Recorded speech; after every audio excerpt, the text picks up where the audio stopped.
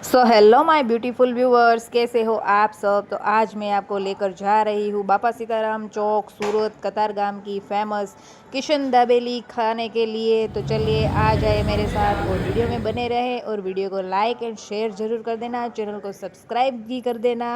तो चलिए आज हम आपको शेयर करवाएंगे किशन दाबेली की, जो कि कतारगाम की बेस्ट एंड फेमस दाबेली है। वड़ा पाव भी फेमस है और दाबेली दोनों।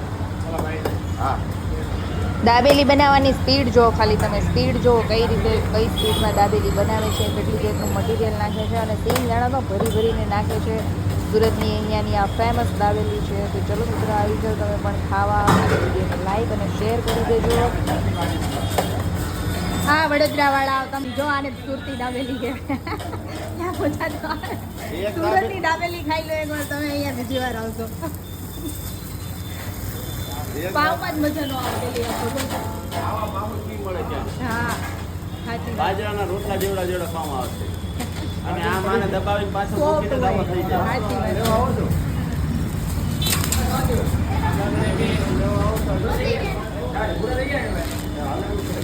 ચા ચટણી આવું કડાયું નહીં મળે એમ વડાનું। હાલો 3 દાબેલી તમારે। એક વડાપાવ, એક વડાપાવ આપી દે ભાઈ। 2 વડાપાવ। જો વડાપાવ હારે મરચાના મસ્ત ભજીયા પણ આવે। ભજીયા છે અને આબાના લાડવા જેવડા જેવડા વડા છે। વડું બતાવજો। આ વડું બતાવે છે કે આવા વડા છે ને જો, હા। ત્યાં નહીં મળે વ્હાઈટ એકદમ। સાચી વાત છે। જો આ પોચા રૂ જેવા બટાકાના વડા તમે ખાલી વડું ખાવ તો તમને મજા પડી જશે અહીંયાનું।